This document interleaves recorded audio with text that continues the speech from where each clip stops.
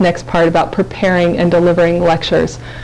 I think your reading chapters for this week talk a little bit about how to prepare the topics you'll cover in your first class. Am I right?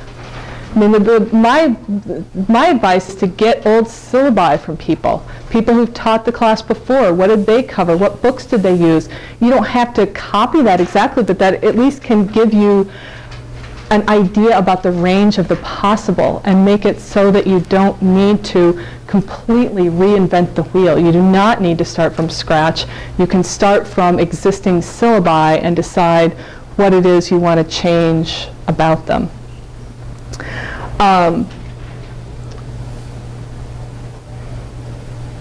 It's so big. Divide it into 14 weeks and think about what can you cover in each week.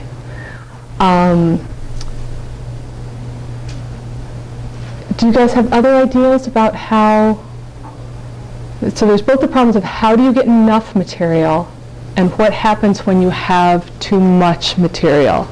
I think you have to think about it. I mean, this is what Michael was talking about in the, I think, in the first two sessions here. What are your goals for the course? You have to start with that. What are your goals for the course? Okay, what ideas do I want to get across to the students? Get ideas from a major text in the field or from the syllabi, and then divide it into 14 weeks. You know, maybe you have one class a week or you have two classes a week, and then divide it thematically like that.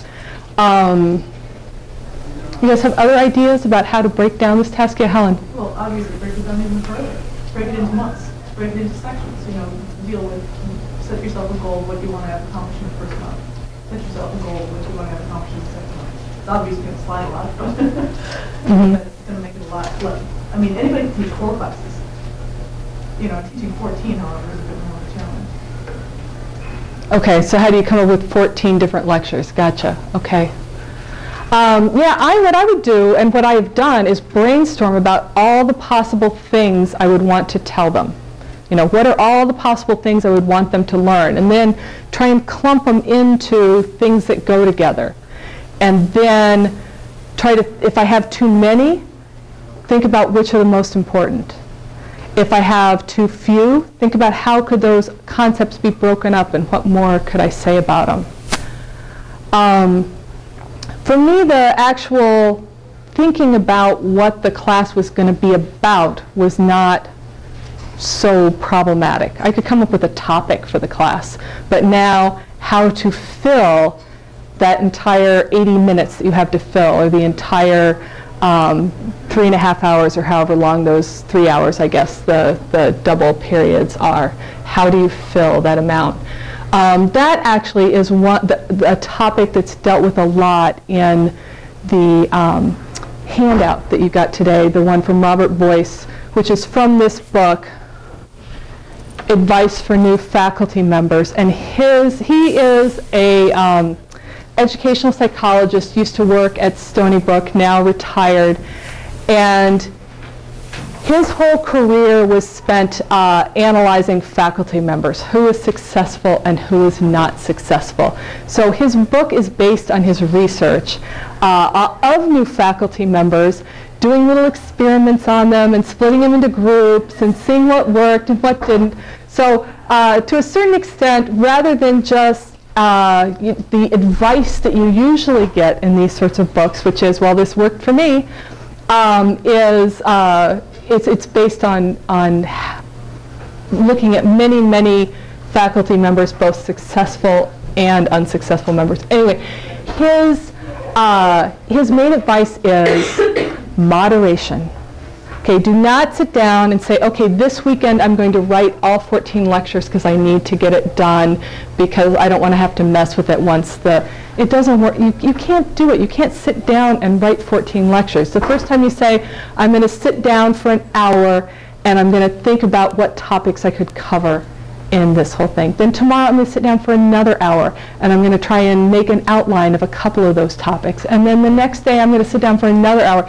He's about, doing things little by little by little. For people who have problems writing, he tells them to write for 15 minutes a day.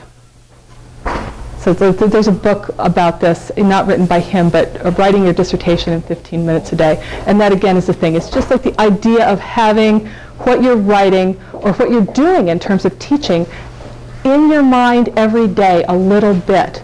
Think about it a little bit every day for a long time.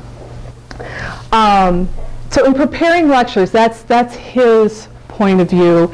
And it really is helpful because it's overwhelming to try and think of how am I going to fill 14 lectures. But as Helen suggested, you don't have to fill 14 lectures. You have to think of 14 topics, and then little by little you can fill in the content. Okay, the advice people always give about that content is, okay, your lecture have one central topic and no more than 3 main points. Sometimes people say 2 to 4, but anyway, a few main points. Don't have too many. Tell the students what those main points are up front. Discuss them in your lecture with examples, and remind them of what they were at the end. The other thing, too, is to break things up. Even if it's a lecture, every 10 or 15 minutes, you have to get out there and ask them a question and get their attention focused on someone else in the room, or you need to say, okay, now we're going to take 10 minutes and discuss this in a small group. It's especially important with undergraduates. It's especially important in long classes. You guys were talking about summer school. If you're teaching summer school and you've got to do it for 4 hours at a stretch, you've got to do that. You've got to think of ways of breaking it up and making it not just listening to you. Even if you're fabulous, even if you're the best lecturer ever, you've got to think of ways of getting them from not being zoned out in their seats.